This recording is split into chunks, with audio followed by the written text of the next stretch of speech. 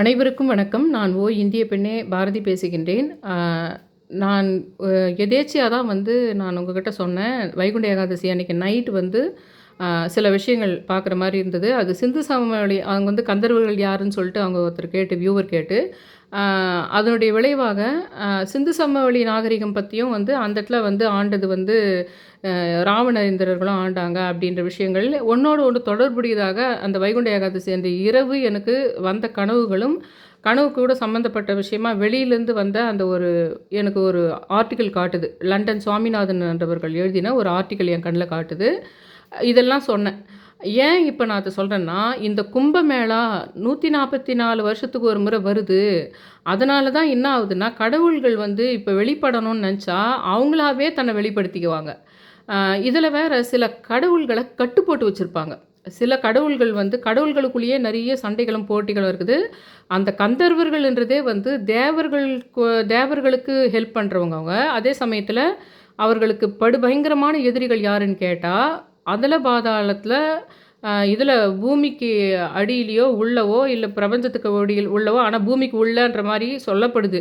அதில நாகர்கள் இருக்கிறாங்க உனக்கு. அவங்க தான் அவங்களுடைய எதிரிகள் அப்படின்னு சொல்லப்படுது. அந்த மாரி கடவுள்களுக்குள்ள கூட நெறைய கடவுள்களுக்குள்ள சண்டைகள் இருக்குது. அந்த சண்டைகள் கிரகங்களுக்குள்ளேயும் அந்த மாரி நெறைய பிரச்சனைகள் இருக்குது ஒண்ணோடு ஒண்ணு. உருவமா அது இருக்குது. ஆனா அதனுடைய பிரதிபலிப்பு மனுஷனுடைய வாழ்க்கையில ஏற்படுது. இப்படி 3ஆம் இடம்னா 1, 2ஆம் இடம்னா 1, 4ஆம் இடம்னா அம்மான்ற மாரி உனக்கு சகோதரருக்குடா இந்த ஸ்தானம். அவங்களுக்கு அவங்களால நல்லது நடக்குது. இப்படி கிரகங்களுக்கும், பிரபஞ்சத்துக்கும், கடவுள்களுக்கும் ஒருத்தரோடு ஒருத்தர் நல்லதும் நடக்கும், கெட்டதும் நடக்குன்ற மாரி, அந்த மாரி சண்டைகள் அவங்களுக்குள்ள தேவர்களுக்குள்ள கூட இருக்குது. அப்படின்ற விஷயம் தான் கந்தர்வர்கள பத்தி சொன்னேன். ஆனா, அந்த சிந்து சமவெளி நாகரிகத்தில இங்க ராவணேந்திரர்கள் இருந்தாங்கன்றதோடு மட்டும் இல்லாம, அந்த நேமிநாதன்றவர்கள நேமிநாதாய நமகன்னு சொல்லுங்க. அப்படின்னு நான் சொன்னேன். ஏன்னா, அந்த இடத்துக்கு வட்டம், இந்திரன்னா வட்டம், சக்கரம், நேமின்னா சக்கரம் இதெல்லாம் இருக்குது. அந்த சிந்து சமவெளி நாகரிகம்ன்றதே அந்த சரஸ்வதி நாகரிகம் அப்படின்னும் சொல்லப்படுது. அந்த இடத்துல 3 நதிகள் சேருது. அத பத்தியும் அந்த 3 நதிகள பெண் தெய்வங்களா உருவகப்படுத்தி சொல்லியிருக்காங்க. அதையும் சொல்றேன். ஏன் இதெல்லாம் நான் சொல்றது ஃபுல்லா ஒண்ணோடு ஒண்ணு லிங்க் இருக்குது. நீங்க அந்த நேமிநாதன் நான் சொன்ன விஷயத்த ரொம்ப யாரும் பொருட்படுத்தல. அதனால தான் நான் இத டைரக்ட்டாவே அந்த கும்பமேளான்ற விஷயத்துக்கு வரேன். ஏன்னா, அது ஏன் எனக்கு வந்திருக்கும்னா, இந்த கும்பமேளா விஷயத்துக்கு கோடிக்கணக்கான பேர் வரப்போறாங்க. கோடிக்கணக்கான பாத்ரூம், டாய்லெட்டும் உங்களுக்கு அப்படியே டென்ட் மாரி போட்டும் பண்றாங்க. ஃபாரின்லேருந்து வரப்போறாங்க. ரொம்ப பெரிய ஆளுங்கலாம் வரப்போறாங்க அதுக்கு. நம்ம போக முடியறது ரொம்ப கஷ்டம். அந்த அளவுக்கு பண வசதி இருக்காது. ஆனா 144 வருஷத்துக்கு ஒரு முறை இருக்கிற விஷயமா இருக்கிறதுனால, அதனால தான் அந்த நேமிநாதன நான் பேசுற மாரி வந்திருக்கும் உங்களுக்கு. ஏன்னா அந்த சிந்து சமவெளி நாகரிகன்றதே அந்த கங்கை, அந்த சரஸ்வதி நதி அதெல்லாம் யமுனா நதியெல்லாம் சேர்ற 3 இடம் சேருகின்ற இடமா அது இருக்குது. அதே சமயத்தில இன்னொரு விஷயம் நான் அன்னைக்கு சொன்னேன். அந்த போகி அன்னைக்கே நான் உங்களுக்கு சொன்னேன். அந்த பௌர்ணமியிலேருந்து ஆரம்பிங்க. குபேரனுடைய எந்திரம் மாரி ஒண்ணு சொல்லி ஏன்னா குபேரன்ன்றது, கும்பம்ன்றது, குடுவைன்றது இந்த மாரி பாத்திரம்ன்றது எல்லாம் ஒண்ணு. கும்பராசிக்கு நீங்க பார்த்தா இந்த சிம்பல் தான் போட்டிருக்கும் உங்களுக்கு. ஏன் கும்பராசின்றது குபேரனோட சம்மந்தப்பட்டது உங்களுக்கு. குபேரனும் கும்பராசி இதுங்கெல்லாம் ஒரு லிஸ்ட்டில் வரும் உங்களுக்கு. அந்த குடமுழுக்குன்றது கும்பமேளான்றதே ஒரு குடுவை. அது குடத்தினுடைய திருவிழா அதுதான். அதுக்கு நான் சொல்றேன். முக்கியமான சில விஷயங்கள சொல்லிட்டு, நீங்க வீட்ல இருந்துக்கிட்டே அட்லீஸ்ட் இந்த அமாவாசை வருது பாருங்க புதன்கிழமை, தை அமாவாசை. அதுலேருந்தாவது தொடங்க. ஆனா நான் கடவுளா பார்த்து தான் எனக்கு என்ன பண்ணியிருக்காருன்னா, நான் உங்கள்கிட்ட சொன்னேன். இந்த பௌர்ணமியிலான ஆரம்பிங்க. அன்னைக்கு தான் கும்பமேளா தொடங்குது. அந்த 13ஆம் தேதி போகி அன்னைக்கு பௌர்ணமி வந்தது பாருங்க. அது பௌஷ் பூர்ணிமான்னு சொல்லிட்டு அன்னைக்கு தான் தொடங்குது. ஆனா நான் அது கும்பமேளா கூட சேர்த்து சொல்லாம போயிட்டேன்.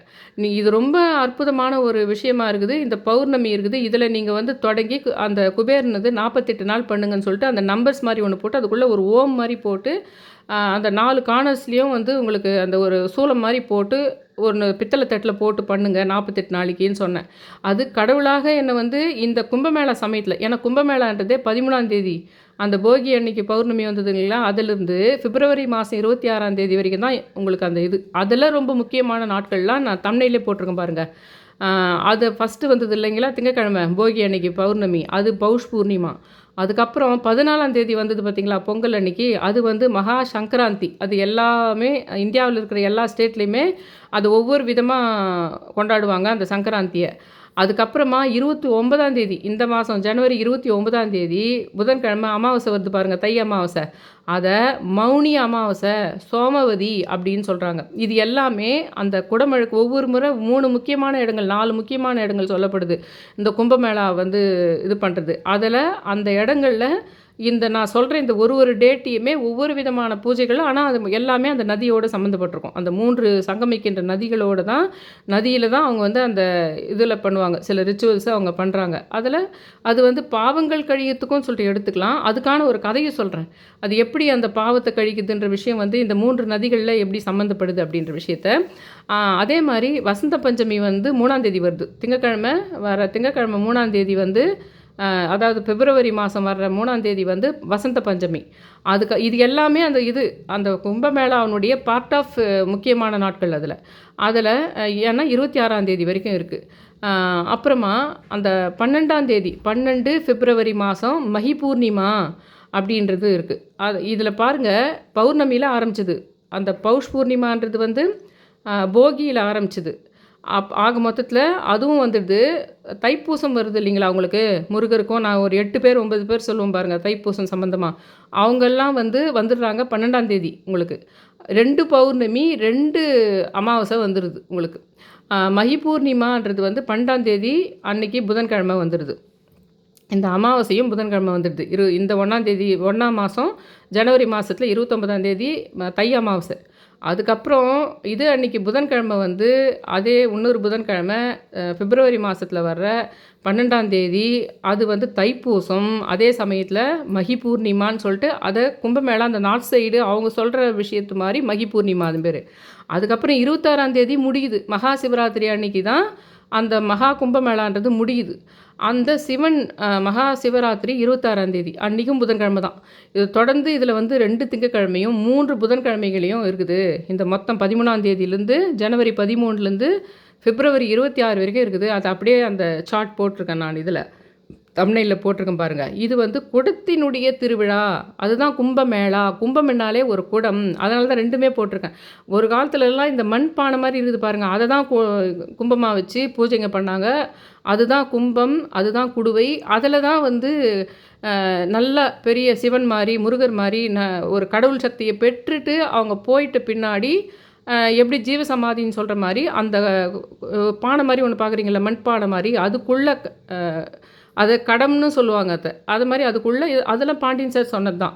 அதில் வந்து அதுக்குள்ளே அந்த கடவுளினுடைய நிலைக்கு அவங்க போய் பல விஷயங்களை பண்ணி அற்புதங்கள், அமானுஷ்யங்கள், ஒரு மேஜிக் மாதிரி விஷயங்களாக இருக்கட்டும், அதை சும்மா ஜாலிக்கு மேஜிக் மாதிரி பண்ணாமல் நெறிப்படுத்துறதுக்கும் உயிர்களை காப்பாற்றுறதுக்கும் உலகத்தை காப்பாற்றுறதுக்குமான அவங்க அந்த சக்தியை வந்து யோக சக்தி மூலமாக அது வந்து அவங்க சாதாரண மனிதர்களுடைய இறப்பு மாதிரி அது கிடையாது. அது ஜீவசமாதி தான் சொல்ல முடியும். அது அவங்க அந்த குடத்துக்குள்ளே அந்த மட்பானத்துக்குள்ளே வச்சு பூமிக்கடியில் கடவுள் உள்ள அது வந்து அதை உள்ள வச்சு தான் அவங்கள இது பண்ணாங்க.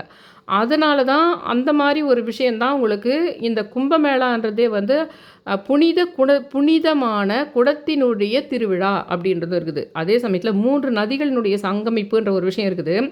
எதனால் நான் 3 குட இது மாதிரி மண்பாட்டை கட்சாலும் பரவாயில்ல, இல்லை 3 கும்பத்தை வச்சு நான் வீட்டிலேருந்தே நீங்கள் பண்ணுறதுக்கு சொல்ல போகிறன்றதுக்கு இதெல்லாம் கேட்டுக்கிட்டிங்கன்னா அப்போ நீங்கள் அந்த இடத்துக்கே போகலைன்னா கூட உங்களுக்கு கஷ்டம் வராது. நீங்கள் எந்த விஷயத்துக்காக நம்ம அதை வந்து 3 வீட்டில் வச்சு கூட உங்களால் அதை ஆவகனம் பண்ணி மனசால் நினச்சா அந்த சக்தியை நீங்கள் வீட்டுக்குள்ளே கொண்டு வந்துட முடியாது. நம்ம இந்தியாவில் தானே இருக்கோம். நம்ம வந்து ஃபாரின் கண்ட்ரீஸ்லேருந்து அந்த இடத்துக்கே வரவங்க வரட்டும். உங்களால் அங்கே போக முடியலன்னா கூட நீங்கள் இந்தியாவுக்குள்ளே இருக்கிறவங்க இல்லை வெளிநாட்டில் இருந்தால் கூட சரி, அந்த குடுவைக்குள்ளே நீங்கள் அதை நான் சொல்கிற கதையை கேட்டுட்டிங்கன்னா அதை நினச்சி அதில் ஆவகனம் பண்ணிடுறீங்க.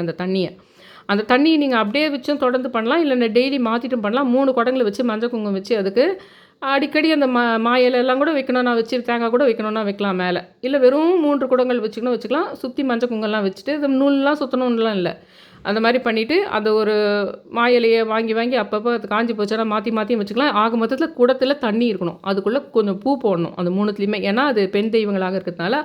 அதை நான் வீடியோ முடிவில் சொல்கிறதுக்கு முன்னாடி அந்த குடமுழுக்கு, அந்த கும்பமேளா பற்றி கொஞ்சம் சொல்லிவிட்டு, அதுக்கப்புறம் அந்த 3 பெண் நதிகளை பற்றி சொல்லிவிட்டு, அதுக்கப்புறம் நான் சொல்கிறத அதை எப்படி வச்சு பண்ணலாம், அப்படி ஒரு குடத்துல தண்ணி வச்சு அது ஒரு சின்ன சின்ன சொம்புங்க வச்சோம்னா, நான் பித்தளை சொம்பு மெயின் இருக்கணும், இல்லை வெள்ளி இருந்தால் பரவாயில்ல, இல்லை 1 வெள்ளி 1 செம்பு 1 இருந்தாலும் பரவாயில்ல, அதுக்கு கீழே ஒரு தட்டுகள் கொடுக்கப்படணும் அப்படின்றதெல்லாம் இந்த வீடியோனுடைய எண்டில் சொல்கிறேன். கடான்னு அப்படியே இழுத்து எடுத்து போயிட்டு அதை மட்டும் கேட்காதீங்க. இதை நான் சொன்ன விஷயத்தை கேட்டால் தான் அந்த நினப்பில் நீங்கள் அதை பண்ணால் மட்டும்தான் உங்களுக்கு எங்கேயோ பண்ணுற கோடிக்கணக்கான பேர் வரப்போகிற அந்த ஒரு சூட்சமும் அந்த சக்தி, அந்த மோட்சம் தேவைன்னா மோட்சம், பாவம் கர்மா தீரணும்னா தீரணும், இல்லை வேண்டுதல் நிறைவேறணும், அதை செய்யறதுக்கு உங்களுக்கு இந்த விஷயத்தை கேட்டுக்கிட்டு அந்த நினப்பில் நீங்கள் அதை பண்ணணுன்றது தான் நான் இப்போ சொல்கிறேன். மகா கும்பமேளான்றது வந்து புனித குடத்தினுடைய திருவிழா. இந்து புராணங்களில் வந்து இது முக்கியமான ஒரு விஷயமா இருக்கின்றது. இந்த நம்பிக்கை வந்து நிறைய பேர் சேர்ந்து அதை தண்ணியில் நீராடி அப்படின்ற ஒரு விஷயம் இருக்குது. இது சந்நியாசிகள், துறவிகள், சாத்வீகமாக இருக்கிறவங்க, அந்த மாதிரி எல்லாத்துக்கும் ரொம்ப தொடர்புடையதாக இது இருக்குது. சாதாரண மனிதர்கள் வயதாகிட்டா அந்த இடத்துல போயிட்டு குளிக்கணும்னு சொல்லிட்டு நினைக்கிறது மட்டும் இல்லாமல் எல்லா விதமான ஆன்மீகவாதிகளுக்கும் இது மிக மிக முக்கியமான ஒன்றாக பார்க்கப்படுகின்றது. இந்த கும்பமேளா வந்து இந்து மதத்தில் 12 ஆண்டுகளுக்கு 4 முறைக்கு ஒரு கொண்டாட்டம் இருக்கும். 12 ஆண்டுகளில் அதிலே செட்டாக இருக்குது உங்களுக்கு.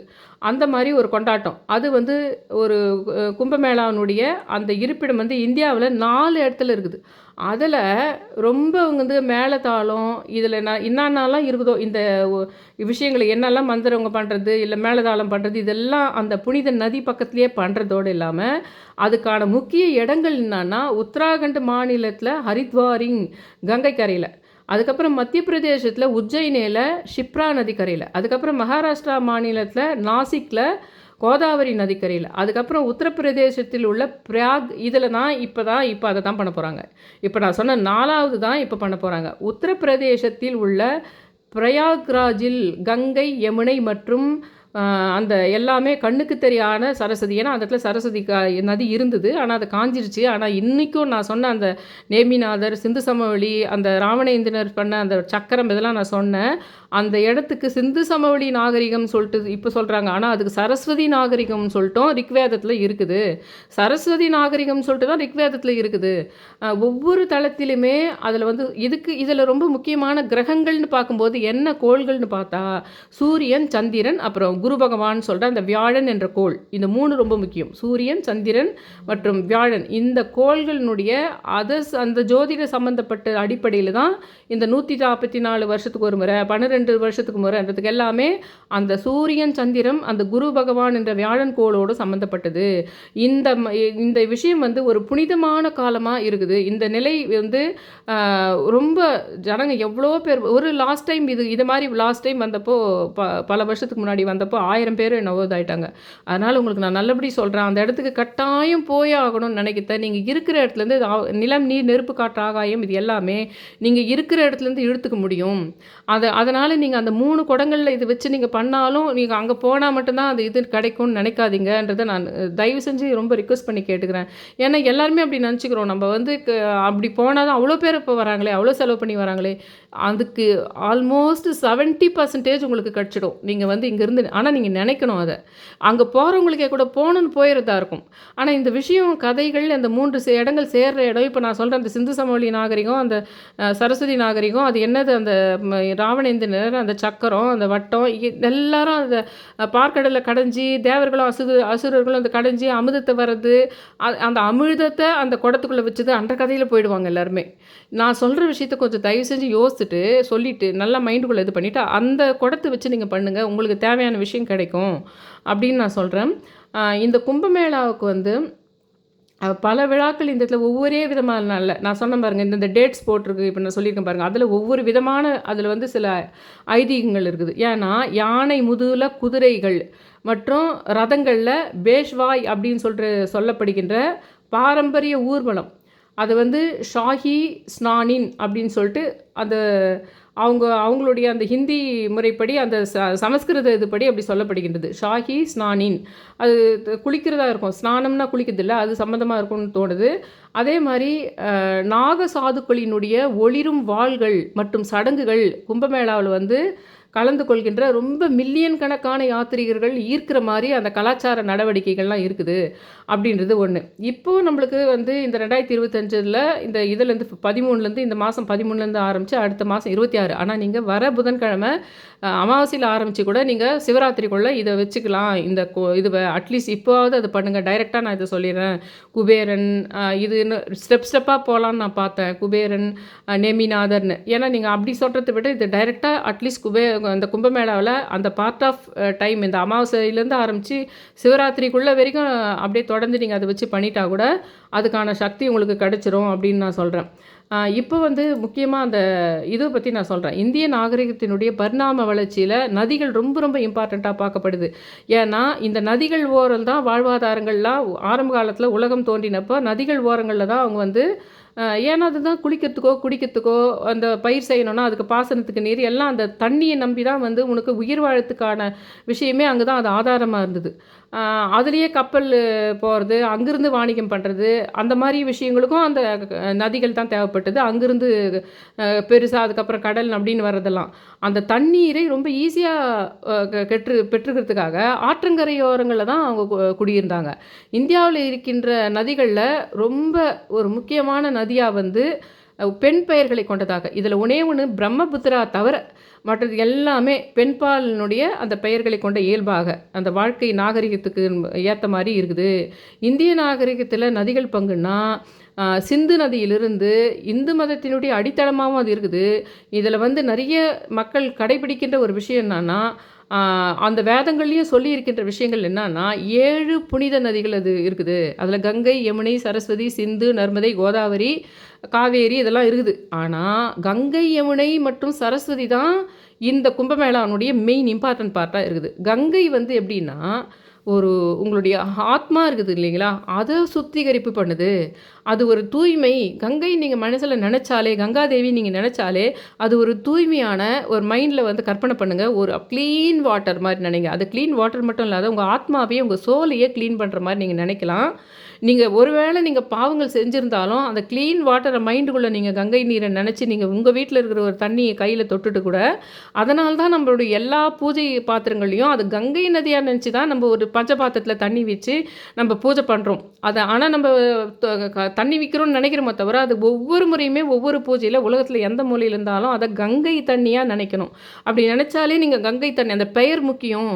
அந்த கங்கை தண்ணியை நீங்கள் கங்கைன்னு நினச்சி தொட்டிங்களன்னா அந்த பூஜை மிக முக்கியமானதாக, மிக சக்தி வாய்ந்ததாக, மிக ஆன்மீகம் வாய்ந்ததாக, மிக அமானுஷ்ய சக்தி உடையதாக மாறுது. அது வந்து கங்கைன்னே நினச்சி தொட்டிங்கன்னா அந்த தண்ணி வந்து ஒரு உங்கள் டேங்க்கில் வந்து ஒரு அழுக்காக கூட இருக்கட்டும்னு நினச்சிக்கிட்டோம். ஆனால் நீங்கள் கங்கை தெளிந்த உங்கள் கண்ணுக்கு தெளிந்த தண்ணியாக தெரியுது. ஆனால் அது கங்கைன்னு நீங்கள் நினச்சி தொடுறீங்கன்னா அதில் அவ்வளோ ஒரு கிளாரிட்டி, கிறிஸ்டல் கிளாரிட்டி வருது. அது உங்கள் ஆன்மாவை சுத்தப்படுத்துவதாக இருக்குது. அந்த கங்காதேவி வந்து இந்து மதத்தில் மிக முக்கியமான தெய்வங்களில் ஒன்று. இது பெரும்பாலும் வந்து என்னன்னா கங்கானாவே ஃபேரு, நல்ல வெள்ளையான அழகிய தோலோட. இது இப்படி சொல்கிறேனேன்னு பார்க்காதீங்க. அடுத்தது யமுனாவுக்கு என்ன வரப்போகுது பாருங்கள். யமுனாவில் நம்ம காளி ரூபமாக நினைக்கணும். யாருன்னா டார்க்காக இருந்தாங்கன்னா, டார்க்காக இருக்கிறவங்கலாம் தன்னை ஒரு காளியாக நீங்கள் நினைத்து கொள்ளுங்கள். ஆனால் சொல்லிகிட்டே இருக்காதீங்க வெளியில், நான் காளிலாம் சொல்லாதீங்க. பார்க்குறவங்களுக்கு தான் நான் சொல்கிறேன். நம்மை சுற்றி இருப்பவங்க யாராவது கருப்பாக இருந்தாங்கன்னா இவங்க காளி, இவங்க யமுனா நதி அப்படின்னு நீங்கள் நினைக்கணும். அது அடுத்து வர. ஏன்னா இப்போ முதல்ல கங்காதேவி ஃபேருக்கு சொல்லும்போது உங்களுக்கு முதல்ல அதுவும் ஞாபகம் வரணுன்றது தான் இப்போவே அந்த யமுனாவை பற்றி சொல்கிறேன். அந்த அழகிய தோலுடன் இப்போ இந்த விஷயங்கள்லாம் தெரியாமையே கூட அங்கே போகிறது தான் முக்கியம், அங்கே கோடிக்கணக்கில் போகிறாங்க ஆளுன்னு சொல்லிட்டு நேராக அங்கே போயிட்டு வந்தால் மட்டும் என்ன ஆகிடப்போகுது? இது விஷயத்தை தெரிஞ்சுக்கிட்டு நீங்கள் வீட்டில் 3 கும்பம் வச்சு நீங்கள் இது பண்ணுறீங்கன்னா உங்களுக்கு ரொம்ப சக்தி கிடைக்க போதா? அதை நீங்கள் நல்லா கேளுங்க. அந்த மேலே வந்து ஃபேர் உடம்பாக நல்ல அழகான முதலையின் மீது இந்த கங்காதேவி அமர்ந்து நீர் அள்ளி மற்றும் வீணையை பிடிச்ச மாதிரி சித்தரிக்கப்பட்டிருக்குது கங்காதேவியை. தூய்மையான நதியாக புராணங்கள் வந்து சொல்லுது. அதே மாதிரி கங்கை வந்து பூமிக்கு வந்த கதை ஒன்று இருக்குது. அது என்னன்னா கடவுள்களெல்லாம் சந்தோஷப்படுத்துறதுக்கு, அதிக சக்தியை பெறத்துக்கு ஒரு குதிரையை யாகம் செய்யணும். இது கொஞ்சம் ராமன் கதையில் வருது. நிறைய பேர் அது கான்ட்ரவர்ஸ் அது இல்லைன்னு சொன்னாலும் இப்போதைக்கு நான் கங்கை கதையை சொல்கிறதுக்கு அதை சொல்லி ஆகணுன்றதால சொல்கிறேன். ஒரு குதிரையை யாகம் செய்யணும். ராமனினுடைய மூதாதையான சாகர் மன்னனுடைய விருப்பத்திலேருந்து அது தொடங்குது. அது என்னன்னா தான் வந்து அந்த கவிழ்ந்துடுவோமோ அப்படின்னு அஞ்சிய தேவர்கள்லாம் என்ன தன்னை கவிழ்த்து விடுவானோ அவன் அப்படின்ற அஞ்சிய தேவர்கள்லாம் என்ன பண்ணாங்கன்னா அந்த இந்திரன்கிட்ட நம்ம தோற்றுருவோமோ இது உண்மையில இந்திரனுக்கு அதிகமா பவர் தான் இருந்தது. இது பின்னால திரிக்கப்பட்ட சொன்ன கதைகளாவும் இருந்திருக்கலாம். ஆனாலும் இந்த கதை எப்படி சொல்லப்பட்டதோ அப்படியே நான் சொல்லிடுறேன். அது என்னைக்கு கட்டவிழ்க்க முடியுமோ, என்னைக்கு அது வந்து பிரபஞ்சமாவே வெளிப்படுத்திக்கும் அதெல்லாம். அந்த மாரி அந்த தேவர்கள் வந்து அந்த இவங்க வந்து எப்படி இந்திரன்கிட்ட நம்ம தோத்து போயிடுவோமோ அப்படின்ற பயத்துல பலியிடப்பட வேண்டிய குதிரையை திருடி அந்த கபில முனிவரினுடைய மடத்திற்கு வெளிய கட்டிடுறாரு. யாரு? குதிரையை யாகம் செய்யணும்னு சொல்லிட்டு ராமனின் மூதாதையான சாகர் மன்னனின் விருப்பத்தினால தொடங்குது. அந்த சாகர் மன்னன் தான் அந்த மாதிரி தன்னை இந்திரன் கவிச்சிடுவானோன்னு சொல்லிட்டு அந்த கபில முனிவர்னுடைய மடத்திற்கு வெளியிலேயே கட்டிடுறான். தனது குதிரையை காணலையேன்னு சொல்லிட்டு உணர்ந்த அந்த மன்னன் வந்து அதை தேடி அவங்க பையனுங்களை அனுப்புகிறாங்க. கொஞ்ச நேரம் தேடின பின்னாடி அந்த இளவரசர்கள் வந்து அந்த முனிவர்னுடைய வீட்டில் அது இருக்குதுன்னு பார்க்குறாங்க. முனிவர் அதை திருடி விட்டதாக கருதி குதிரையை வந்து விடுவிக்கிறதுக்கு போகும்போது அவரை வார்த்தைகளால் திட்டிடுறாங்க. அவர் வந்து கட்டுக்கடங்காத முனிவரை திட்டினோம்னா அவர் அதுக்கு மேலே சாபம் கொடுப்பாரு. அவர் வந்து கட்டுக்கடங்காத நடத்தியால் அவர் என்ன பண்ணுறாருன்னா அந்த முனிவர் வந்து தனது யோக சக்தியை பயன்படுத்தி அவங்கள 2 பேரையும் எரிச்சு போடுறாரு. அப்போது கவலை அடைஞ்ச அந்த சாகர் என்ற அந்த ஒரு மன்னர் தனது பேரன் இளவரசன் அன்சிமானை இளவரசர்களை தேடும்படி கேட்டு கொள்கின்றார். கபிலர் வந்து கபிலர் முனிவனுடைய ஆசிரமத்தை அடைஞ்ச அவர் சாம்பல் குவியலையும் அந்த குதிரையும் கண்டு என்ன நடந்திருக்கும் அப்படின்னு புரிஞ்சுக்கிறாரு. இது எரிச்சிட்டு இருப்பார் இவர் அப்படின்னு. அந்த அன்சிமன் முனிவரை சந்தித்து மன்னிப்பு கேட்டு இறந்த இளவரசனுடைய ரட்சிப்பை கேட்குறாங்க. அப்போது தேவலோகத்தில் இருக்கிற கங்காதேவி மட்டும்தான் அவங்க பாவங்களை கழுவ முடியும். அவங்க செஞ்சு முடிச்ச அந்த பாவத்தை அந்த கங்காதேவியால் தான் கழுவ முடியும் அப்படின்னு சொல்கிறாங்க. அப்போ முனிவர் இளவரசர் அன்சிமானும் அவரது மகன் திலீப்பும் பிரம்மாவை மகிழ்விக்க பலமுறை முயற்சிக்கிறாங்க. ஆனால் எல்லாமே வீணாயிடுது. இருந்தாலும் அன்சிமானினுடைய பேரனான இளவரசன் பகீரதன் ரொம்ப தவம் செய்து கங்காதேவியை பூமிக்கு அனுப்பணும் அப்படின்னு சொல்லிட்டு கடவுள்கிட்ட அவர் கேட்குறாரு. அப்போ பிரம்மா ஒத்துக்கிறாரு அதுக்கு. அப்போது கங்கை வந்து என்ன ஆகுறாங்கன்னா பூமியில் இறங்குதுன்னா அவ்வளோ லேஸ்பட்ட விஷயம் கிடையாது. ஏன்னா அந்த கங்கை வந்து பயங்கர ஃபோர்ஸான வாட்ரு. அந்த வாட்டர் வந்து அப்படியே பூமியை அழிஞ்சு போடும். அது அவ்வளோ ஃபோர்ஸாக வந்ததுன்னா பூமி அழிஞ்சே போயிடும். அந்த அளவுக்கு ஃபோர்ஸ் அது அந்த கங்கை நீர். அதனால் கூட உனக்கு அந்த வந்து அழுக்குகள் பாவங்கள் வந்து அடித்து செல்லப்படுகின்றதாக இருக்கிறது அப்படின்னு சொல்லலாம். அந்த மாதிரி இளவரசன் பகீரதன் அவளது சக்தியை நல்லாவே தெரிஞ்சதுனால சிவபெருமான் கிட்ட கேட்கும்போது சிவபெருமான் என்ன பண்ணுறாருன்னா தனது சடாமுடி வழியாக அதை நுழைச்சி, ஏன்னா அவர் இப்போ சிவபெருமான்ன்றது நம்ம நினச்சிட்டு இருக்குது ஒரு உருவமாக நம்ம இல்லை, பிரபஞ்ச சக்தியாக இருக்கிறார் அவர் வந்து அதை தடுக்கிறன்றதை நம்மளுக்கு உருவகப்படுத்தி சொல்லி அவருடைய அந்த சடாமுடி வழியாக நுழைஞ்சி அதனுடைய வேகத்தை ஓட்டத்தை குறைச்சி நான் நிறைய முறை சொல்லியிருக்கேன். உங்களுக்கு தனி பிளேலிஸ்ட்டே போட்டேன், சங்கர் தியானம் சிவபெருமான் சொல்லிட்டு. அந்த சடாமுடியிலிருந்து வர்ற கங்கை நதி ஓடுகின்ற அதையும் நெத்தி பொட்டுக்கு நடுவில் வச்சு 4-5 சொல்லியிருப்பேன். அதில் இதையும் ஒன்று சொல்லியிருப்பேன். சடைமுடியில் கங்கா நதி ஓடுகின்ற விஷயத்தையும் நெத்தி பொட்டுக்கு நடுவில் நினச்சி தியானம்னு சொல்லியிருப்பேன். அந்த மாதிரி சிவபெருமானினுடைய தன்னுடைய அந்த முடியின் வழியாக அந்த நதி கங்கை நீர் ஓடி வரும்போது அந்த வேகம் குறைக்கப்படும் என்று அதனால் மகிழ்ந்த சிவபெருமான் கங்காதேவியை, அதனால தான் கங்காதேவி வந்து சிவபெருமானுடைய தலையில் இருக்குது அப்படின்னு நம்ம சொல்கிறது. சிவபெருமான் கங்காதேவியை தன் முடியில் கொண்டு கணதரன் அப்படின்ற பெயரால் அவருக்கு அதனால் அந்த பெயர் வருது. கடைசியில் கங்கை வந்து வானத்திலிருந்து இறங்கிய போது தண்ணீர் வந்து சாம்பலை தொடுது, இந்த சாம்பலை. அப்போ பகீரதன் முன்னோர்கள் அனைவரும் முக்தி அடைகிறாங்க. அப்போ அதிலேருந்து தான் ஆரம்பிக்குது இந்த கங்கை நதியில் குளித்தா மோட்சம் கிடைக்கும், முக்தி அடையுன்றது. ஏன்னா சாப விமோசனம் கிடைக்காமையே இருக்கும் நிறைய பேருக்கு. அப்போது நீ முக்தி அடையுதுன்னு நினச்சிக்கிறோம் நம்ம, அது மட்டுமே. இன்பிட்வீனில் உங்கள் வாழ்க்கை இப்போ தான் தொடங்கதான் இருக்கலாம். அந்த தண்ணியை போகும்போது அவங்க சாபம் எதனா இருக்கும். அது தண்ணியை தொட்ட பின்னாடி நீங்கள் வந்து ஒரு சூப்பரான வாழ்க்கை இப்போ இருக்கலாம் உங்களுக்கு. அதெல்லாம் அனுபவிச்சுட்டு அதுக்கப்புறம் கடைசியாக போயிட்டு நீங்கள் முக்தி அடையதாக கூட இருக்கலாம். டைரெக்டாக அங்கே போனாவே முக்தின்றதை தாண்டி இதெல்லாம் யோசிக்கணும் நீங்கள். இன்றும் ஆயிரக்கணக்கான மக்கள் தங்களை தூய்மைப்படுத்திக் கொள்வதற்காக தங்கள் பாவங்கள், நம்மளுக்கு தெரியாமையே கூட நிறைய தப்பு பண்ணிவிடுவோம். நம்ம தெரியாவே எத்தனையோ பாவங்களை நம்ம வந்து இது இவ்வளோ பெரிய பாதிப்பை அவங்களுக்கு ஏற்படுத்தும். இதெல்லாம் தான் நான் வந்து ஸ்டோரியாக உங்களுக்கு சொல்ல போகிறேன். அமானுஷ்ய கதைகளா உண்மை கதைகள், அமானுஷ்ய கதைகள் என்ற லிஸ்ட்டில் சொல்ல விஷயங்கள் தான் அதில் வரப்போகுது. நம்மளை அறியாமையே நம்ம ஒரு சின்ன ஒரு ஈகோனால் ஒரு சின்ன ப்ரௌடுக்காக நம்ம பண்ணுவோம். டெய்லி ஊரில் உலகத்தில் நடந்துங்கிற விஷயம் அது. நம்ம வந்து ஏதோ ஒரு சின்ன ஒரு ஈகோவுக்காக நான் பண்ணுற விஷயம் அப்படியே பறந்து என்ன ஆகும்னா ஒரு அடுத்தவங்களுடைய லைஃப்பில் பெரிய அளவில் கை வச்சிருக்கோம். ஆனால் நமக்கே தெரியாது இது இவ்வளவு பெரிய தாக்கத்தை ஏற்படுத்தியிருக்குது, இவ்வளோ பெரிய வருத்தங்களை ஏற்படுத்தியிருக்கிறது அப்படின்ற விஷயங்கள் தெரியாமையே நம்ம இருப்போம். இப்ப அப்படிப்பட்ட பாவங்கள் மன்னிக்கப்படலைன்னா என்ன ஆகும்னா, அதுக்கான நமக்கு கொடுக்கப்படுகின்ற தண்டனைகள் அது இந்த ஜென்மத்திலேயே இருக்கலாம், அடுத்த ஜென்மத்தில கூட இருக்கலாம். அப்போ அந்த பாவங்கள் மன்னிக்கப்படும்போது என்ன ஆகும்னா, நம்ப அதுக்கான இது வந்து நம்மளுக்கு அந்த வழிய காட்டுறதோ ஒரு வழி பிறக்கும். இந்த மாரி கங்கை நீர்ல பட்டு அந்த பாவம் போகும்போது, அதுவரைக்கும் தடைப்பட்டிருந்த உங்கள் வாழ்க்கை வந்து சீர் செய்யப்படுவதாக இருக்கும். அதனால அந்த நதிக்கு வருகை தர்றாங்க. அவர் வந்து மகாபாரதத்தில இதே கங்காதேவி வந்து உங்களுக்கு எல்லாருக்கும் தெரிஞ்சது தான். மகாபாரதத்தில சாந்தனுவின் மனைவியாகவும், பீஷ்மரின் அம்மாவாகவும் இந்த கங்கை வராங்க. அவங்க நதியா, தண்ணீரா எங்க பூமிக்கு பிரபஞ்ச சக்தியா வராங்க. ஆனா, அவங்கள ஒரு பெண்ணா வானத்திலேருந்து அவங்கள வர வைக்கிறாங்க. அப்படின்றது தான் இது. ஆனா, இந்த கதையிலேருந்து தான் ஆரம்பமாகுது அது உங்களுக்கு. இந்த மாரி அந்த 2 பேரையும் அழிச்சிட்ட பின்னாடி அவங்கள இது பண்ணி கூட்டின்னு வந்து இது பண்றது, அங்க ஆரம்பிக்குது இது. இந்த மகாபாரதத்துக்கு முன்னாடி இருந்து ஆரம்பிக்குதுன்னு சொல்லப்போனா இது. யமுனா அதுக்கடுத்தது யமுனா நதிய பத்தி பார்க்கலாம். ஒரு அர்ப்பணிப்பு வாழ்க்கைய அப்படின்றத மாரி நம்ம பார்க்கலாம். இவங்க வந்து யாருடைய சகோதரி? யமனுடைய சகோதரி. அதனால தான் யமுனா. அதனால அப்படி இருக்குது. இந்த அம்மா வந்து யாருன்னா, யமுனை நதி வந்து இந்து மதத்தில 2வது நதியாக மிக முக்கியமான நதி. இது வந்து கங்கையினுடைய முக்கிய துணை நதியாக இருக்குது. கருமையான தோல் கூட. இப்ப நான் கங்கைய வெள்ளையான தோலு, அழகான அப்படி சொன்ன மாரி, இந்த யமுனாவுக்கு கருமையான தோலோட, ஆனா கையில வந்து ஒரு பானைய பிடிச்சுக்கிட்டு, இந்த பானை வந்து நெறைய இடத்துல வரும். நீங்க இந்த பானையோட நெறைய சம்மந்தப்படுத்தி, அதனால தான் இதில வந்து அந்த கலசம் வச்சு அந்த யாகம் பண்ற அந்த ஒரு விஷயம் இருக்குதுன்னு. அதுக்குள்ள அந்த கடவுள எடுத்துன்னு வந்து ஆவகனப்படுத்தினா, அதுக்குள்ள அந்த கடவுள் வந்து உட்கார்ந்துருது உள்ள. அது அப்படி தான் வருது. பானைய பிடிச்சுக்கிட்டு, ஆமை மேல யமுனாம்மா பானைய பிடிச்சுக்கிட்டு ஆமை மேல நிக்கிறாங்க. யமுனா வந்து அந்த சூரியனுக்கும், சஞ்சனான்றவங்களுக்கும் ஒரு விடியற்காலை விடியற்காலைக்குரிய கடவுளாக இந்த அம்மா இருக்கிறாங்க. அந்த சூரியனுக்கும் சஞ்சனாவுக்கும் பிறந்தவங்க தான் இந்த யமுனா. அவங்களுடைய கதை வந்து அவங்க சகோதரன் யாருன்னு கேட்டா யமன். அதாவது மரணத்தின் கடவுளாக இருக்கின்ற யமன் தான் யமுனாவுடைய சகோதரர்.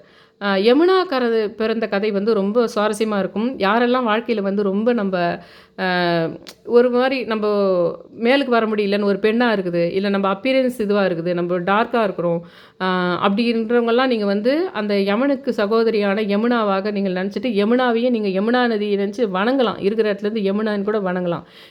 இந்த மாரி கதைகளோடு சம்மந்தப்பட்டவங்களையே வணங்கும்போது உங்களுக்கு அதில விடிவு கிடைக்கும். அதெல்லாம் சூட்சுமமா பண்ணலாம். நீங்க இதுக்கெல்லாம் நெறைய பேர் ஒவ்வொன்னுத்துக்கும் ஒரு ஒரு ஆன்மீகங்கள கேட்டுக்கிட்டோம், ஜோதிடர்கள் கேட்டிருந்ததில, நீங்களே இதெல்லாம் கிரியேட்டிவா யோசிச்சிங்களான்னா, எவ்வளவோ நீங்களே உங்களுக்கு ஒரு மேஜிக் பண்ணிக்கலாம் நீங்க. அப்படின்றத சொல்ல சூரியனுடைய அந்த மனைவியான சஞ்சனாமனால தன் கணவர்கிட்டேருந்து வெளிப்படுகின்ற அந்த பிரகாசமான எப்படி வந்து நம்மளுக்கு பிரகாஷ்ராஜ் வந்தா, நம்மளுக்கு வந்து ஒரு சினிமால காமிச்சிருப்பாங்க. அந்த மாரி வந்து ரொம்ப கடுமையான ஒரு கணவனா காட்டுறதுன்னா, இந்த அந்த சூரியனுடைய பிரகாசத்த தாங்க முடில. அந்த மாரி வந்து ஒரு கடுபுடுன்னு பயங்கரமா இருக்கிறாங்கல்ல ஹஸ்பண்ட்லாம் உங்களுக்கு. அது மாரி வந்து அந்த சூரியனுடைய பிரகாசத்த அந்த ஒப்புவப்படுத்தி சொல்லப்படுகின்றது உங்களுக்கு. கணவர்கிட்டேருந்து வருகின்ற அந்த பிரகாசமான ஒளியை பொறுத்துக்கொள்ள முடியாததுனால, எதிர்க்க வேண்டாம் என்று சொன்னாலும், அந்த சூரியனுடைய கதிர்கள் ரொம்ப சக்தி வாய்ந்ததாக இருக்கிறதுனால, அவளால வந்து கண் சிமிட்டாம இருக்க முடியல. அதாவது இத வந்து நம்ம வேற விதமா கற்பனை பண்ணலாம். என்னதான் வந்து பயங்கரமா ஹஸ்பண்ட் வந்து பயங்கரமா டார்ச்சர் பண்ணா, நம்ம அமைதியாவே வாய மூடிக்கிட்டு, பொத்திக்கிட்டு அமைதியா முடியாது நம்மளால. அதனுடைய தாக்கத்தினால கொஞ்சம் நம்ம அப்படி இப்படி ஆகும்ல, அதுதான் அதையே நீங்க அப்படி நினைக்கலாம். அந்த பிரகாசமான ஒளியினால கண் சிமிட்டாமலாம் அந்த ஒய்ஃபால இருக்க முடியல. அவர் வந்து அத என்ன பண்றாருன்னா, அவமதிக்கப்பட்டதாக அத உணர்றாரு. அதனால அவருடைய மகன் யமன் வந்து அழைக்கப்படுகின்றார். அதாவது அடக்கம் என்றும், அவர்களினுடைய மகள் யமுனா என்றும் அழைக்கப்படுகின்றாள். அவளுடைய இருக்கிற காலம் வரை அவள் வணங்கப்படுவாள் என்று, அந்த பிரகாசமான கதிர்கள் காரணமாக அந்த சஞ்சனா இனி அந்த சூரிய பகவான் கூட வாழத்துக்கு தாங்க முடியாது அப்படின்னு சொல்லிட்டு, நம்மளுக்கு கூட இந்த மாதிரி ஒரு ஃபெசிலிட்டி இருந்தால் நல்லாயிருக்கும். அந்த அம்மா என்ன பண்ணுறாங்கன்னா, தன்னுடைய நிழல், சாயானா நிழல், தன்னுடைய நிழல் சஞ்சனா வந்து அந்த சூரிய வெப்பத்தை தாங்க முடியாது. இதெல்லாம் சயின்டிஃபிக்காகவே அந்த கோள்களையே இவங்க உருவகப்படுத்தியும் சொல்லியிருக்கலாம் இதெல்லாம். அந்த மாதிரி அந்த சாயான்ற அவங்களுடைய நிழலை விட்டுடுறாங்க. அந்த அம்மாவால் அந்த வெளிச்சத்தை தாங்க முடியாதனால அதை வந்து அந்த அம்மா கண் சிமிட்டுறாங்க. அதனால் அவர் அவமானப்படுத்துகிற மாதிரி நினைக்கிறாரு. அதனால் என்ன பண்ணுறாரு, சாயான்ற தன்னுடைய நிழலை வந்து அந்த சூரியனுக்கு விட்டுட்டு போயிடுறாங்க அந்த சஞ்சனாம்மா. சாயா தனது சொந்த குழந்தைகளை பெற்றெடுத்துறாங்க. அப்போ சாயான்ற நிழல் கூட என்ன பண்ணுது, சூரியன் கூட சேர்ந்து 2 குழந்தை பிறகுது. அந்த நிழல் சூரியன் கூட சேர்ந்து இன்னொரு 2 கிரகம் கூட இருந்திருக்கலாம். அதை இவங்க உருவகப்படுத்தியும் சொல்லியிருக்கலாம். சொந்த குழந்தையை பெற்றெடுத்த பிறகு அவள் யமன் மற்றும் யமுனாவை சரியான இடத்துல சித்தி கொடுமைன்னுவாங்க பார்த்தீங்களா? அந்த மாரி. அவங்களுக்கு ஒரு ஒய்ஃபு நெறைய அந்த காலத்தில சிஸ்டர்ஸுங்கள அந்த சாயான்றது சிஸ்டரா கூட இருக்கலாம். நெறைய வந்து அந்த மூத்த இது போயிட்டாங்கன்னா, இல்ல மூத்தவங்களுக்கு உடம்பு சரியில்லாத போயிட்டா, அவங்க தங்கச்சிய கல்யாணம் பண்ணி வச்சுருவாங்க. அந்த மாரி அதுக்கு அந்த யமனையும், யமுனாவையும் இந்த சஞ்சனாவனுடைய பசங்கள்ல அவங்க 2 பேரும், அவங்க 2 பேரையும் அந்த சாயான்றவங்க அவங்களுக்கு சொந்த குழந்தைங்க பொறந்துட்ட பின்னாடி, இவங்க 2 பேரையும் மோசமா நடத்துறாங்க. அப்ப என்ன பண்றாங்கன்னா, அது ரொம்ப இந்த யமன் மட்டும் கொஞ்சம் துடுக்கான பையனா இருக்கிறதுனால, அந்த சாயாவினுடைய அந்த கால்ல மிதிச்சிடுறாரு. அதில அந்த சாயாம்மா என்ன பண்ணுதுன்னா, ரொம்ப கோவம் வந்து அந்த அம்மாவுக்கு சாபம் விட தெரியாதா? அந்த அம்மாவுக்கு கோவம் வந்து என்ன பண்ணுதுன்னா, அந்த யமன பார்த்து, "உன் கால்கள் சிதைஞ்சிரும். புழுக்களால தாக்கப்படும்." அப்படின்னு சொல்லிட்டு சாபத்த சொல்றாங்க. அந்த சாயா அந்த வந்து சித்தின்றவங்க சொல்றாங்க. யமுனா என்ன பண்றாங்கன்னா, தன் சகோதரன் மரணம் அடையத்த பார்த்து சகிக்க முடியல அந்த அம்மாவால. அதனால பூமியில போயிடலாம். அப்பதான் பூமிக்கு வராங்க அந்த அம்மா யமுனா. பூமியில போயிட்டு அவனுக்காக நம்ம பிரார்த்தனை அங்க போயிட்டு பூஜை பண்ணலாம், பிரார்த்தனை பண்ணலாம் அப்படின்னு சொல்லிட்டு முழு மனசோட பிரார்த்தனை செய்றாங்க. அப்போ அவன காப்பாற்றுறதுக்கு முடியாதுன்னு சொல்லிட்டு உணர்ந்த பிறகு, அவங்க பூமியில ரொம்ப வேதனை அடையிறாங்க சகோதரனுக்காக. இந்த யமுனான்றவங்க. அந்த மாரி சகோதரனுக்காக யாராவது என் சகோதரர்கள் நெறைய பேர் என்னுடைய இதில வந்து கேட்பாங்க. எங்க சகோதரனுக்கு கல்யாணம் ஆகணும். எதுக்கு எதனா பூஜை சொல்லுங்க அப்படின்னு நெறைய பேர் கேட்பாங்க. அந்த மாரி சகோதரனுக்காக இது பண்ணுறவங்களும் இந்த யமுனா அம்மாவ கும்பிடலாம். யமுனா நதிய கும்பிடலாம். கங்கா தேவின்னு சொல்லிட்டு நம்ம நெறைய இடத்துல கும்பிட்றோம்ல. அந்த மாரி யமுனான்னு நெனச்சு கும்பிடலாம். தண்ணி வச்சுக்கணும் அவ்வளோதான். ஒரு சொம்புல தண்ணி வச்சு நீ யமுனான்னு நெனச்சுன்னு கும்பிடணும் அவ்வளோதான். அந்த அம்மா கதைய ஞாபகம் வச்சுக்கின்னு கும்பிடணும். அப்போ அது உங்ககிட்ட காட்சி கொடுக்கும். யமுனான்ற பேர்ல ஒருத்தர் வருவாங்க. ஒரு ஃப்ரெண்டு வருவாங்க. இல்ல யாரோ ஒரு வீட்டுக்கு ஒர்க் பண்ணுறவங்க வருவாங்க. அது வச்சு நீங்க கண்டுபிடிக்கலாம் அத. அவளுடைய கண்ணீர் நதியாகி பூமியில அப்போ அந்த அம்மாவனுடைய கஷ்டமே கண்ணீரே நதியாகி பூமியில வருது. அதுதான் யமுனா நதி. அது வந்து என்னன்னா அந்த அம்மா வாழ்க்கையே வந்து அழிக்கத் தொடங்குது. அந்த நதின்னு சொல்ற மாரி அந்த நதி வந்து யமுனைன்னு இன்னைக்கு அழைக்கப்படுகின்றது. யமுனா வந்து அழுகைய அடக்க முடியாம கதறியதுனால தேவர்களும் காலப்போக்கில என்ன பண்ணுறாங்க, அவ போய் எதுலயும் இல்லாம அங்க போய் சிக்கிக்கிட்டாளேன்னு சொல்லிட்டு தேவர்களுக்கும் புரியுது. அப்போ வந்து இரவு இல்லை என்றென்றும் நீடித்தது ஒரு நாள். ஒரு இரவு அப்படியே வந்து ஒரு நாள் கன்டினியூஸா நீடிக்குது. அந்த இருளை உருவாக்க முடிவு செய்றாங்க. அந்த மாரி ஒரு ஒரு சடங்கா அது இருந்திருக்கலாம். சூரிய அஸ்தமனம் காலப்போக்கில என்ன ஆச்சுன்னா, யமுனா தனது துக்கத்தை மெல்ல மெல்ல சமாளித்து குணமடைகிறாங்க. அது ஏதோ ஒரு சடங்கு. ஒரு 2 நாளா தொடர்ந்து சூரியன் இது மாரி பண்ணும்போது, அந்த யமுனாவுனுடைய இது வந்து துக்கங்கள் குறையிறதுக்கு அவங்க தேவர்கள் யோசித்து ஒரு சடங்கு மாரி பண்றாங்க. அதுக்கப்புறம் அத சமாளிச்சு குணமடைஞ்சு, அந்த கண்ணீரினுடைய ஓட்டத்தால உருவான நதி வந்து அமைதி அடைஞ்சு, அதுக்கு அதுக்கு பதிலாக வாழ்க்கை வாழ்வாதாரமே மக்களுக்கு அளிக்கிற மாரி அது மாறுது. அப்படின்றது யமுனா நதியினுடைய இது. சரஸ்வதின்றது என்னன்னா, அறிவு ஞானத்தினுடைய நதியா இருக்குது. அந்த சிந்து சமவெளி நாகரிகமே வந்து உனக்கு சரஸ்வதி நாகரிகம் சொல்லப்படுகின்றது ரிக்வேதத்துல. இந்து மதத்துல சரஸ்வதி தேவி அடிக்கடி வெள்ளை புடவை அணிஞ்சு 4 கரங்களில் வீணை, புத்தகம், ஜெபமாலை, ஒரு பானை, இந்த அம்மாவும் பானையும் வச்சுக்கிறாங்க. ஒரு பானை பிடித்துக்கொண்டு ஆற்றின் ஓரத்தில் தாமரையில் இந்த இடத்துல தாமரை, பானை, வீணை, புத்தகம், ஜெபமாலை இதெல்லாம் நினைக்கணும். சரஸ்வதியை நினைக்கும் போதே அதெல்லாம் நம்ம நினைக்கணும். அந்த அவங்களுக்கு சம்பந்தப்பட்ட விஷயங்களையும், பொருட்களையும் நினைக்கும்பொழுது அவர்கள் நம்மக்கிட்ட வருவாங்க. அதை நடுவில் உங்களுக்கு நான் ஞாபகப்படுத்துகிறேன். இந்த சின்னங்கள் வந்து அறிவு, உண்மை, ஞானம் மற்றும் பேச்சு உட்பட தேவியினுடைய பல பண்புகளை பிரதிபலிக்கின்றது. பிரம்மா, விஷ்ணு, அதான் மகேஸ்வரன். மகேஷ்னு யாருன்னா பேர் இருந்தால் மகேஷ்ன்ற பேர் சிவனுக்குரிய பேர். அதே மாதிரி சுரேஷ்ன்றது வந்து நார்த் சைட்லலாம் கார்த்திகேயனை சுரேஷ்னு சொல்கிறாங்கன்னு சொல்லிட்டு ஒரு இடத்துல பார்த்தேன். அதனால் ஒருவேளை சுரேஷ்ன்றது முருகனுக்கு சம்மந்தப்பட்ட பெயராக இருக்கலாமோ, மகேஷ்ன்றது சிவனுக்குரிய பெயராக இருக்கலாம் அப்படின்றது தோணுது. மகேஷ்ன்ற அந்த மகேஸ்வரன் சொல்கிறாங்களே அந்த மாதிரி மகேஷ் ன்றது சிவன். பிரம்மா, விஷ்ணு, சிவன் ஆகிய கடவுள்களினுடைய அந்த 3 கடவுள்கள். அதில் வந்து லக்ஷ்மி, பார்வதி தேவி, இந்த திரிதுவத்துவா அந்த திரினா 3 இல்லைங்களா, அந்த மாதிரி நதிகள், அந்த 3 நதிகள் அதுக்குரிய உறுப்பினர்களாக இருக்கின்றார்கள். ரிக்வேதத்தில் சரஸ்வதி நான் சொன்ன மாதிரி ரிக்வேதத்தில் சரஸ்வதி வந்து அறிவினுடைய நதியாக சித்தரிக்கப்படுகின்றார். படைப்பாளராக பிரம்மா இருக்கிறார். பிரம்மா தான் கிரியேட்டிவ். நீங்கள் என்ன சினிமா பார்த்தாலும், நீங்கள் என்ன இப்போ மியூசிக் பார்த்தாலும், என்ன ஒரு கைவினை பார்த்தாலும், இல்லை டிராயிங் பார்த்தாலும், ஆர்ட் பார்த்தாலும், எல்லாத்துக்கும் உலகமே உனக்கு கிரியேஷன் ஒரு பட்டர்ஃப்ளை இருக்கிறதா இருக்கட்டும், உங்களுக்கு ஒன்னொன்றும் பிரம்மா தான். அதில் தான் பிரம்மாவுக்கு அடிக்கடி ரொம்ப ப்ரௌட் ஏறிடுதுன்னு சொல்லிட்டு அப்பப்போ சிவன் வந்து அவர் பிடிச்ச அந்த ப்ரௌடை குறைச்சாதான் அது வந்து கண்டினியூ ஆகும், இல்லைனா முடிஞ்சு போயிடும்ன்றதுக்காக தான் சிவன் அப்பப்போ கூப்பிட்டு யாரெல்லாம் ப்ரௌடு ஏறுதோ அவங்களுக்கு கொஞ்சம் குறைக்கிறது. அந்த மாதிரி வந்து நிறைய அறிவு மற்றும் திட்டமிடல் இல்லாததால், ஆனால் அவரது அறிவு யார், இந்த பிரபஞ்சத்தை உருவாக்குறதுக்காக பிரம்மா தான் நம்பப்படுது. ஆனால் அந்த அறிவு வந்து திட்டமிடுதல் இல்லாததுனால முழு பிரபஞ்சமும் செயலிழந்ததாக உணர்றாரு. அதனால் சரியான ஞானத்தை இதுக்கு சரஸ்வதி தேவி அமிச்சாதான். நான் இப்போ சொன்ன பாருங்கள் 2 நிமிஷத்துக்கு முன்னாடி உங்களுக்கு, அந்த பிரம்மாவுக்கு என்ன ஆயிடுதுன்னா அவர் தான் பண்ணுறாரு எல்லாம். ஆனாலும் அதில் ஒரு மாதிரி ப்ரௌட் ஏறிட்டனாலன்னா அதில் ஒரு சரியான திட்டமிடல் இருக்க மாட்டேங்குது.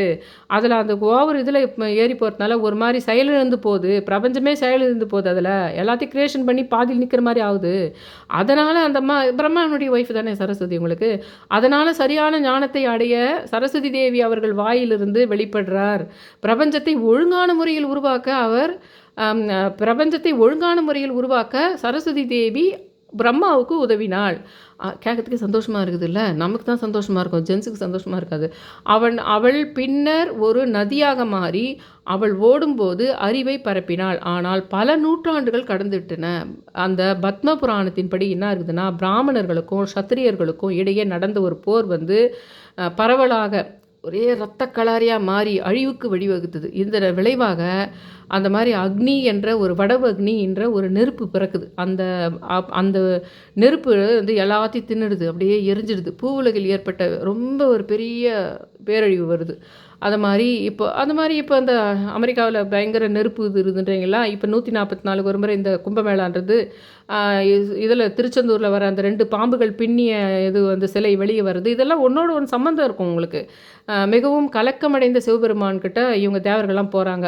அந்த வதவ அக்னியை வந்து கடலில் மூழ்கடிக்கணும், சரஸ்வதி தேவிகிட்ட கோரிக்கை வைக்கணும், அது நல்லதாக இருக்கும், அவங்க கொஞ்சம் யோசிப்பாங்க என்ன பண்ணலான்னு அப்படின்னு கேட்குறாங்க. அப்போ சரஸ்வதியை கேட்கும்போது பிரம்மாவிடம் கோரிக்கை வராத வரை அவள் இணங்க மறுத்துடுறாரு. பிரம்மா கிட்ட என்ன இருந்தாலும் அவர் வந்து கோரிக்கை வந்து அவர்கிட்ட சொன்னால் தான் நான் பண்ணுவேன்னுறாங்க. எனவே பிரம்மா வந்து அவளை நதியாக மாற்றி அக்னியை சமுத்திரத்துக்கு கொண்டு செல்லும்படி கூறுகின்றார். அப்போ பிரம்மா என்ன பண்ணுறாருன்னா, அந்த சரஸ்வதியை நதியாக மாற்றி நீ அந்த நெருப்பை வந்து அப்படியே அது மேலே இது பண்ணிவிட்டு அதை சமுத்திரத்துக்கு கொண்டு போ அப்படின்னு பிரம்மன் சொல்லிடுறாரு. அவர் வந்து தன்னை சரஸ்வதி நதியாக மாற்றி அந்த புனித அத்திமரமான அந்த அத்திமரத்தில் தோன்றி வடக்கே வந்து ஒரு புஷ்கரம் என்ற ஒரு இடத்தை நோக்கி பாய்ந்து கடைசியாக ஒரு பெரிய கடலில் நுழைகிறாங்க. அங்கே போகும்போது ஒரு நெருப்பு அந்த இடத்துல வழியாக தான் அந்த நெருப்பு இருந்தது, அதுதான் அணைக்கிறாங்க. இந்த கதைகள் எல்லாமே மிக முக்கியமான ஒரு புராண கதையாக சொல்லப்பட்டிருக்கின்றது. ஒரு டெப்த்துனோன்னா இது ஒரு சயின்டிஃபிக் விஷயமா இருக்கலாம். அதையும் நீங்கள் கூடவே நினச்சிக்குங்க. ஆனால் சயின்டிஃபிக் விஷயமாக நினச்சிட்டு அப்போனா இதெல்லாம் வந்து ஒன்றும் கிடையாது அப்படின்னு நினைக்கக்கூடாது. இதுதான் ரொம்ப முக்கியம். இதுதான் அமானுஷ்யமாக நிறைய நம்மளுக்கு நடக்கும், இதனால தான் நம்மளுக்கு வரும். ஆனால் நீங்கள் அது சயின்ஸுன்னு நினச்சிட்டாலே இதெல்லாம் வந்து நினைக்கக்கூடாது, இதை கும்பிடக்கூடாது, இதை நம்ம அதுவாக கடவுளாக நினச்சி இதை வழிபட்டால் கூட நடக்காதோ அப்படிலாம் கிடையாது. அதுதான் ரொம்ப இம்பார்ட்டண்ட்டே. சயின்ஸுன்றதுக்குள்ளே ஆன்மீகம் இருக்குதுன்றதுக்கு தெரியாமல் இருக்குது இன்னும் யாருக்குமே, அவ்வளோதான்.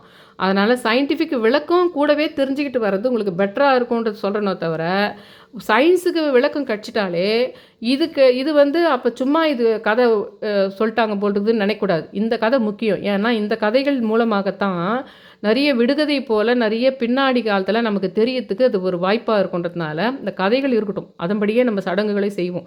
இப்போ நான் என்ன சொல்கிறேன், 3 இது வச்சுங்க. ஒரு பிளேட்டு மாதிரி உங்கள் வீட்டில் பித்தளையிலேயே பிளேட்டுங்க தான் பெட்டர். அப்படி இல்லைன்னா பித்தளையை தாண்டி வேறு பிளேட்டுங்க எதனா வச்சுக்கோங்க. இல்லைன்னா மண் இதில் இருக்கும் பார்த்தீங்களா, உங்களுக்கு மண் மூடி மாதிரி போட்டு பானைங்களுக்கு மூடுற மாதிரி அந்த மாதிரி இருந்தாலும் பெட்டர் தான்.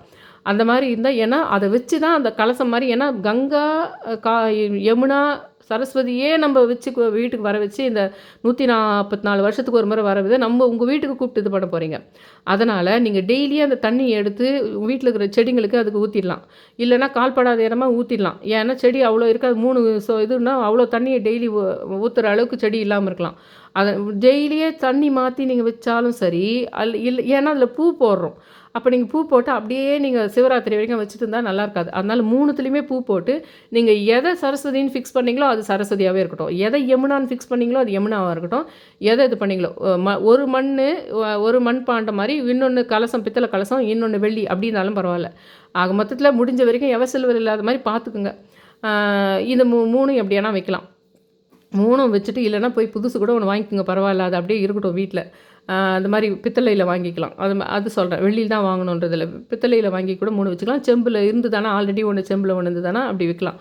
அந்த மாதிரி 3த்தையுமே வச்சு முடிஞ்சால் மாயிலை அப்பப்போ வாங்கி அதுக்கு வச்சு கலசம் மாதிரி மேலே தேங்காய் வச்சு வைங்க.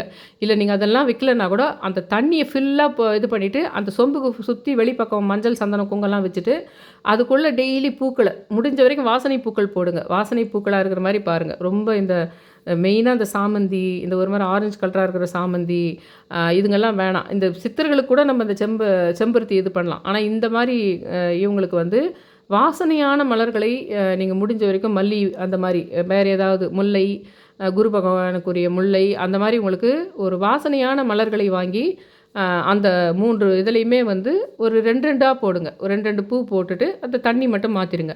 நீங்கள் தண்ணி மாற்ற போகிறீங்க, நீங்கள் செடிங்களுக்கெல்லாம் ரொம்ப ஊற்ற போகிறது இல்லைன்னா கொஞ்சம் மஞ்சள் தூள் கூட போடலாம். உள்ளே வந்து தண்ணியில் கொஞ்சம் சிட்டிக்க மஞ்சள் தூள் கூட போடலாம். போட்டுட்டு நீங்கள் 108 முறை 3த்தையுமே சரஸ்வதி தேவி போற்றி, யமுனா தேவி போற்றி, இல்லைன்னா நதின்னு சொல்லியே சரஸ்வதி நதியே போற்றின்னு சொல்லிட்டு யமுனா நதியை போற்றி, கங்கா நதியை போற்றி, நதியின் பேர் சொல்லியே கூட நீங்கள் சொல்லிவிட்டு நீங்கள் உங்களை வேண்டுதலும் வைக்கலாம். உங்களுக்கு எந்த காலத்தில் உங்களுக்கு மோட்சம் வரணும்னு நினைக்கிறீங்களோ அப்போ நான் வந்து என்னைக்கு என்னுடைய லைஃப் எண்டில் இருக்குதோ அன்றைக்கி நான் சொர்க்கத்துக்கு தான் போகணுன்றதையும் இப்போயே வேண்டுதலாக வச்சுக்கலாம். இது இப்போ நீங்கள் வர புதன்கிழமை ஆரம்பித்து வர சிவராத்திரி வரைக்கும் நீங்கள் டெய்லி பண்ணிடலாம். ஒன்றும் இல்லை, 3 இதில் வச்சு மாற்ற போகிறீங்க. 108 முறை சொல்ல போகிறீங்க. நிவேதனம் வைங்கன்னு கூட நான் சொல்லலை. நீங்கள் நிவேதனம் வச்சு பண்ணுங்கன்னு கூட நான் சொல்லலை. அந்த கடைசி சிவராத்திரி அன்றைக்கி எப்படியும் சிவராத்திரி அன்றைக்கி பண்ணுவீங்க இல்லைங்களா? அமாவாசை அன்றைக்கி வர புதன்கிழமை அமாவாசை அன்றைக்கி எப்படியும் மூதாதையார்களுக்கு பண்ணுவீங்க இல்லைங்களா? அது அப்படியே அந்த 3 குடத்துக்கிட்டு முன்னாடியும் கூட வச்சுட்டு கற்பூர ஆர்த்தி காமிச்சிருங்க. ஆனால் கட்டாயம் அந்த 3 இதுக்கு பக்கத்தில் ஒரு தீபம் ஏற்றிருங்க. ஒரே ஒரு தீபம் மட்டும் அந்த 3 இதுக்கு முன்னாடி ஒரு தீபம். ஏன்னா பஞ்சபூத சக்திகளில் மெயின் விளக்கு, அந்த நெருப்பு, நீர் வருது இல்லைங்களா? அதில் கண்டிப்பாக நீங்கள் வேண்டுறீங்க பார்த்தீங்களா? அதான் மனசு, அது ஆகாயம். அந்த பஞ்சபூத சக்தியில் ஆகாயம்ன்றது தான் மனசு. அந்த மனசில் நீங்கள் வேண்டுறீங்க பார்த்தீங்களா, எனக்கு இது நடக்கணும்னு. அந்த விஷயம் உங்களுக்கு பஞ்சபூத சக்தியில் ஒன் ஆஃப் த விஷயம் தான் உங்கள் மனசு. அதில் மூலமாக தான் நீங்கள் வேண்டுறீங்க. அதை நீங்கள் பண்ணிவிடுங்க போதும். இதுக்கு நடுவுலையே வருது பாருங்கள் அந்த தைப்பூசம். நான் இதிலே போட்டிருக்கேன் பாருங்கள், இதுலேயே தம்ப்நெயிலே போட்டிருக்கேன் பாருங்கள். 2 இது போயிடுச்சு. அந்த பௌஷ் பூர்ணிமா போகி அன்றைக்கி அது போயிடுச்சு. மகர சங்கராந்தி போயிடுச்சு பொங்கல் அன்றைக்கி. இப்போ வரப்போது 29ஆம் தேதி அன்றைக்கும் நீங்கள் வந்து புதன்கிழமையும் நீங்கள் வீட்டில் வேறு பண்ணுற பூஜை கூட அதுக்கும் நிவேதனம் வச்சுட்டு டெய்லியும் ஒரு விளக்கு மட்டும் அந்த இடத்துல இருந்தால் போதும். வசந்த பஞ்சமி அன்னி 3ஆம் தேதி அதுவும் ரொம்ப முக்கியமான ஒரு நாள். நார்த் சைட்லலாம் ஃபுல்லாக அது வந்து சரஸ்வதி தேவியினுடைய நாளாக சரஸ்வதியே அலங்காரம் பண்ணி எல்லோரும் ஒயிட் சாரீ பண்ணி பார்டர் ரெட்டு போட்டு அன்றைக்கி இப்போ இதில் நம்ம எப்படி விஜயதசமி என்ன பண்ணுறோம் அந்த மாதிரி தொழிலுக்கு ஒரு ஸ்கூலில் சேர்க்கறதுக்கு கல்வி சம்மந்தப்பட்ட விஷயங்களுக்கெல்லாம் அவங்க வசந்த பஞ்சமி தான் அவங்க ரொம்ப யூஸ் பண்ணுறாங்க. மெயினாக அந்த கல்கத்தா பக்கம் நார்த் சைட்லலாம். இது மகி பூர்ணிமான்றது 12ஆம் தேதி தைப்பூசம் வந்துடுது. அன்றைக்கி நம்மளுக்கு 9 கடவுள் இருக்காங்க. அது கட்டாயம் அதுக்கு முன்னாடி வீடியோ போட்டுருவேன் நான். அந்த 9 பேர் நம்மளுக்கு வள்ளலார்லேருந்து ஐயா வைகுண்டூர்லேருந்து நிறைய பேர் வராங்க அன்றைக்கி. அது இல்லாமல் இந்த இதுலேயே வருது கும்பமேளாவிலேயே பார்ட் ஆஃப் த இதுவாக அந்த தைப்பூசமும் அதுலேயே ஜாயின் ஆகுது உங்களுக்கு. அந்த மகி பூர்ணிமான்னு சொல்கிற 12ஆம் தேதியும் மகா சிவராத்திரி அன்றைக்கி அதுக்கும் நம்ம பூஜைங்க பண்ணுவோம், கோயிலுக்கு போவோம். அப்போது இதுக்கும் அது ஒரு நிவேதனம் வச்சு கும்பிட்டுடலாம். ஆனால் டெய்லியே நீங்கள் 3 பேரையும் 108 முறை சொல்ல போகிறீங்க. அவ்வளோதான். டெய்லி நீங்கள் நிவேதனம் வைங்கன்னு கூட நான் சொல்லலை. அவ்வளோதான். அந்த தண்ணி எடுத்து கால்படாத எண்ணமாக ஊற்றிட்டு மாற்றி வச்சுருங்க. இதை நீங்கள் பண்ணுங்கள். அங்கே போகணுன்னு பண்ணாதீங்க. இதை நீங்கள் பண்ணிட்டு வரும்போதே உங்களுக்கு எவ்வளோ ப்ளசண்ட்டாக உங்கள் வீட்டில் வந்து ஒரு வாரம் நீங்கள் தொடர்ந்து பண்ணும்போது உங்களுக்கு தெரியும் பாருங்கள். நீங்கள் கூப்பிட்டதுக்கு வந்ததுன்றதுக்கு சாட்சியாக அந்த பெயர்களில் கனெக்ட் ஆகும். அந்த மாதிரி வந்து ஏதோ ஒரு விஷயம் அது கூட தான் இது சம்மந்தப்படுதுன்னு உங்களுக்கு ஒரு விஷயம் காட்டும். நீ ஏற்கனவே நான் சொல்லிய குபேர பூஜையை வந்து போகி அன்னைக்கு பௌர்ணமிக்கு தொடங்குங்கன்னு சொல்லி நீங்கள் யாரும் கண்டுக்கல. நேமிநாதர் அதோடு சம்மந்தப்படுறாரு. சிந்து சமவெளி நாகரிகம், அந்த சக்கரம், இந்திரன், யானை இதெல்லாம் ஒன்று அப்படின்னு நான் சொன்னேன். அதனால் நீங்கள் நேமிநாதரை போற்றி சொல்லுங்கள் அப்படின்லாம் சொன்னேன். அதெல்லாம் நீங்கள் பார்க்குறதா இல்லை. அட்லீஸ்ட் இதையாவது வர புதன்கிழமை தொடங்கி சிவராத்திரி வரைக்கும் பண்ணுங்கள். அந்த இடத்துக்கு போகிறதுக்கு இருக்கிறவங்களோட இந்த விஷயங்களெல்லாம் தெரிஞ்சு பண்ணும்போது உங்களுக்கு எவ்வளோ அருள் கிடைக்குது பாருங்கன்னு சொல்கிறேன். என்னோடய சேனலை சப்ஸ்கிரைப் பண்ணுங்கள், ஷேர் பண்ணுங்கள், லைக் பண்ணுங்கன்னு சொல்லிட்டு ரொம்ப ரிக்வெஸ்ட் பண்ணி கேட்டுக்கிறேன். Thank you all.